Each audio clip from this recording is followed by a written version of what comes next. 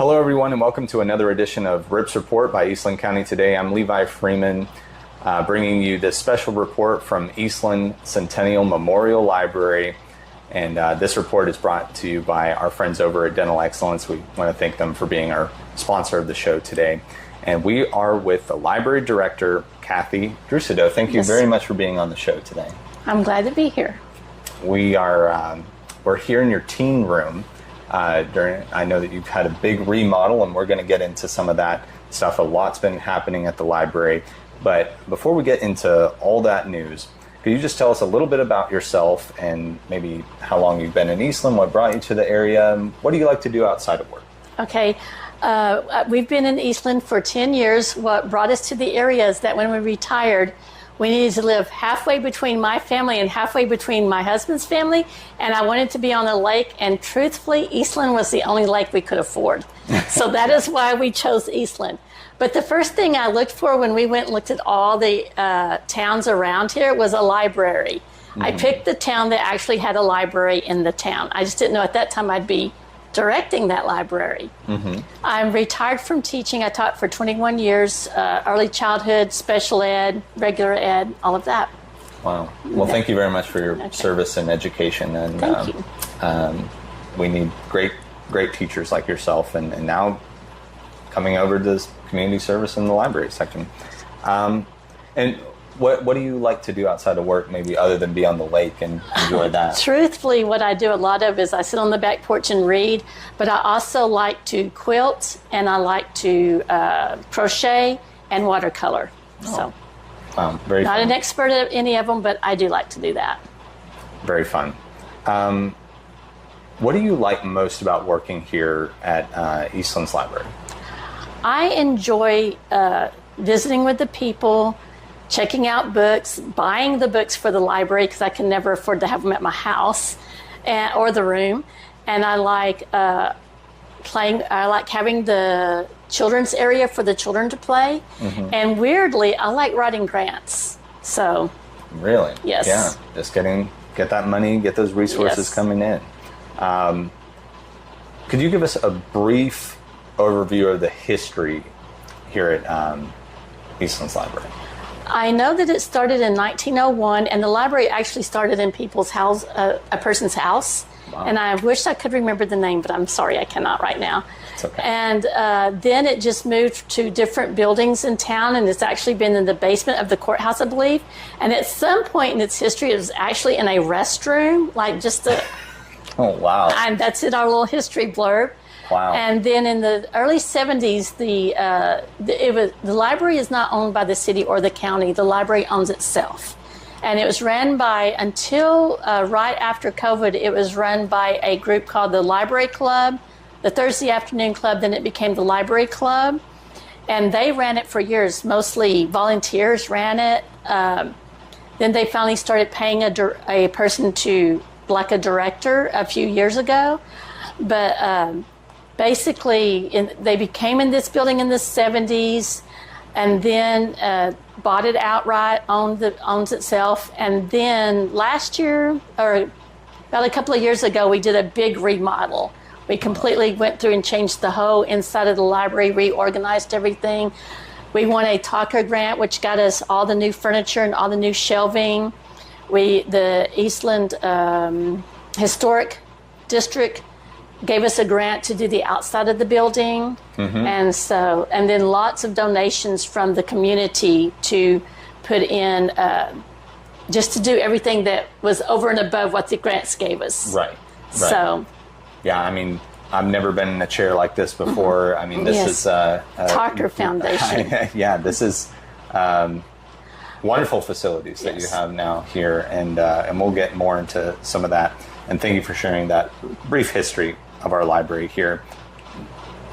Never would have guessed this at one point could fit in a bathroom. Yes. Well, it was tiny, I'm sure. Yes, yeah. That's quite unique, I would say. Quite interesting. What is the mission of the library? The mission of the library is to get books into people's hands. We do it with physical books. We do it with audio books. We have ebooks through our cloud library and our Boundless Cloud Library app. and our Boundless app. And then I want a place where the children can come and have a love for the library, because if they can come in early and play and be around books and read the books, then it helps them learn to read. They become better readers and better citizens. Yeah. So that's our goal. Yes. One of the many. Yes, many goals here at the library. Oh, for people who might be kind of new to the library scene, how many items or books or ebooks or media pieces are people allowed to check out at a time, and how long can they rent them for? And maybe you have different policies for different media. Our physical books, when you come in, you can keep those for, you get 6 books, and then you can keep them for 2 weeks. Okay. We also have some audio books here that's kind of going out. We do have some DVDs.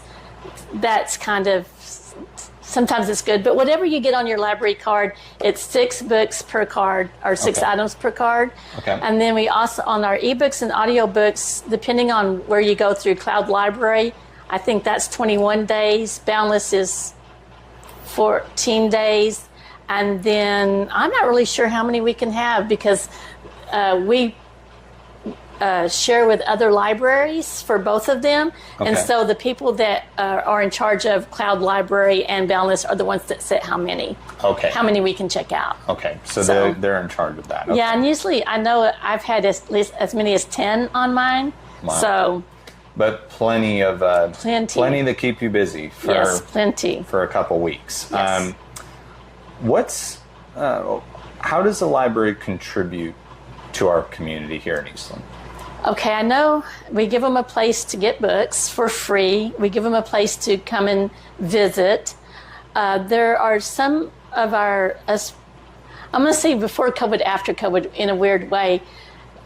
Our library used to cater to mostly senior citizens, and they would come in, and sometimes we may be the only people they talk to all week. And so, we meet those needs. Sometimes we used to have some high school, college-age kids that would come in and visit, and weirdly, sometimes it'd be like we were the only ones they talked to in a week, or maybe that would sit down for a length of time and talk to them. Yeah. But since COVID, we still cater to the senior citizens, but we've been hitting more of the younger kids, the young families, things like that. We've had a big influx of that. And so I've lost the question, sorry. No, you're fine. Just maybe other ways the library's contributing to the community. Okay, contributing psychologically, it's helping people's needs. Yes, and then I know in the winters, sometimes we're told by the parents of the younger children that there's no place for them to go play. And so when we turned when we redid the library, we moved the computer lab up to the front and put the kids area to the back, so that they could go in there and they could play and be loud and be children without having to worry about, are we too loud in the library? Yeah. So it gives them, especially in the winter, it gives them a place to go. In the summer, it gives them a place to go where it's not so hot. Yes. But I know there's been some things happening at the park, and then some splash pads where they're actually getting to go do that now. Yeah. But for a while, we were the only thing in town. Yeah, and it's still cool here. I can tell the AC's working well here in July. Working great. Well, is there anything special in your collection here?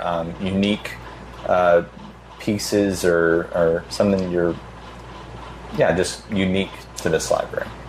We do have a local author section, and so if you're a local author, we have a section set up just for you where you get to put your books that you've written. We hope to have in September or October, we're hoping to have an author's fair-like thing where they can come in and people can come and get their autographs, and they can sell their books and things like that. Nice. That's in the planning stages. Awesome. That would be our unique book area, and we have some Eastland history and Texas history on our shelves. Awesome. What are some of your main pressure points right now? That could be having enough volunteers for events, funding, just through traffic. Our main issue area is going to be funding, because we have to stay accredited through the state, we have to spend so much money per person. Okay. And if we're not accredited, we cannot get grants. And if we can't get grants, we can't survive. And because the library owns itself, we don't get, we're not on the city payroll. We're not on the county payroll. Okay. To stay accredited, the city does have to have a buy-in. They have to say, yes, we want them here. And so they contribute so much a month, but that money pretty well pays for our salary. And, we get paid very little.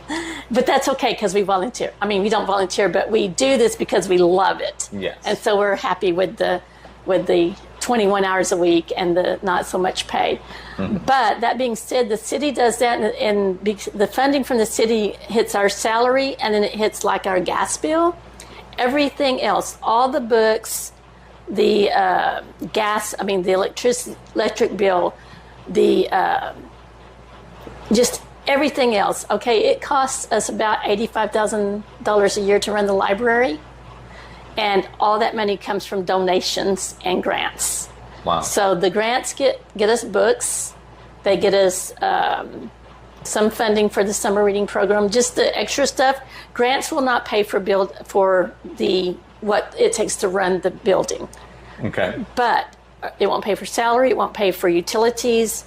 It won't pay for upkeep, anything like that. Okay. So everything else is donations from the community. Okay. So what's the best way for people to donate? The best way to donate is you can donate. We have a PayPal account that you can donate through, and I believe we have a code on our Facebook page that you can directly do. And then we send out donation request letters in the fall. So if you get one of those, if you could donate, that would be great. If you just want to come by and donate, that would be great. Just any way is okay. Many avenues. Yeah. Many avenues. Yeah. So if you're seeing this on Facebook, go check them out. Yes. Go hit that donation. I know the library, like we talked about, has a lot of kids programming, and you're seeing that influx of young families and that sort of thing. Could you talk about some of the things you've done recently for the kids, and is there anything in the works for maybe programming for other age groups, young adults, senior citizens, anything like that? What we've done for the kids, we have a Tot Time, story time, the first Thursday of every month. Okay. And it is basically for birth through 5. And then in the summer, we offer the summer reading program, where we have somebody come in every Thursday to do a program during the month of June. And then we have contests where however much they read, they get to turn in slips of paper that to win prizes. And we just had the prize drawing today, and the radio station donated Fort Worth Zoo trips, water parks. Oh, wow. Yes. And so we had those drawings. Walmart donated gift cards and Legos. Dairy Queen and McDonald's donate coupons for ice cream and hamburgers. Wow. And then we have different businesses like State Farm Insurance and Farmers Bureau, and they donate money to pay for the summer programs. So, and then on occasion we'll have, like last spring we had an engineering. It was a month-long engineering workshops for homeschool kids. And let's see, we try during Christmas sometimes and during spring break sometimes. It just depends on how busy the community seems, on whether we think we're going to get people to come in. But we'll offer robotics clubs, Lego groups, just different activities that they can do. Wow. And this year we won a grant through... It's the TLA, Texas Library Association, and HEB. We won a grant through them where we were able to buy Lego kits. And so we did that this summer. Yeah. Legos are not cheap. No, they're not cheap. They're not cheap. Wow. But they last. They last a long time. They do. A long time. Wow, that's a lot. That's a lot. So just a finishing point. Anything for, are you still seeing the senior citizens and stuff like that? Yes, we are. And right now we have a crochet group that meets the third Tuesday of every month from 1 to 4. And then we have a book club that meets on a Tuesday evening once a month. And basically each month they said, okay, this is the book we're going to read next, and this is when we're going to meet next. Okay. They don't have a steady Tuesday. They just pick a Tuesday each month. Yes. And if you're interested in the book club, you just look at Facebook or call, and we'll let you know when the next book is and when the next meeting is. Awesome. Yeah. So, stay tuned. Stay tuned on there. So what's coming up in July? So you got in July we have Bright Days, Healthy Ways. We're partnering with the Texas A&M AgriLife Extension. One of their 4-H students is putting it on, and I know that she's going to talk about sun safety and sunscreen, and they're going to do a little art activity to do with that, and then they're also talking about hand washing, and that is going to be July 22nd from 1 to 2 p.m. at the library. And it's for kids, probably elementary age would be a good age to come in. So we're hoping that we have a good showing for that. Awesome. Wow. So, yeah, I'm big on sunscreen and covering up. You know, dermatologist told me that's the number one thing you can do to stay healthy, keep your skin healthy the longest. Since this is the RIP report, we can't go without asking you a few fun questions inspired by old RIP legendary horned toad just about a block away from us here at the library. Who or what would you like to rip a new one? Okay, mosquitoes, because I'm highly allergic. Yes. Yeah, I'm right there with you. Yes. That would be my bugaboo as well to deal with. Yeah, I get them. They're like you like me, and they just like swarm to you more. They'll pick me or like you out of a crowd, you know, to go after. I am the mosquito person for the group. Yeah. If I'm there, they're not going to be touched because they're all going to be on me. Yeah. Okay. Well, we won't see who's worse at that, you know, together out here at a fair or something. Next question is, if you could rip a page out of any book and get to experience what's in those pages, what book and experience would it be? Okay. I think what I would really like to do is ride the dragons from Fourth Wing. Don't want to be in any of the wars at all, but I would like to ride the dragons. Wow. So that kind of reminds me of like How to Train Your Dragon, like that movie and that scene. I haven't read Fourth Ring, but you know, that's something I might have to keep an eye out for. Very cool. Lastly, what's the best way for people to get a hold of you and get to experience all the activities? We advertise our activities on Facebook a lot. You can email us at ecmlibrary01@gmail.com is a good way to reach us. Our phone number is 254-629-2281. And if you call there, you might have to leave a message because we're only open Tuesdays and Thursdays from 10 to 6 and Wednesdays from 12 to 5. Okay. But if you leave a message, we'll get back with you.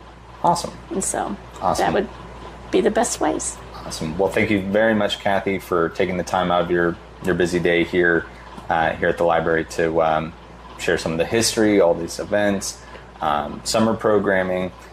Means a lot. And thank you for supporting the local journalism in the newspaper. Y'all at home, if you've enjoyed this interview and want to see more content like this, please like, share, comment below, and subscribe to our channel and to Eastland County Today for more local news. And you'll find it not just in print, it's all digital too. And we also want to thank our sponsors, Dental Excellence here in Eastland and Stephenville, for being such supporters of our show and local journalism as well. And once again, this is Levi Freeman with Eastland County Today, giving you RIP's report. Until next time, stay ripped.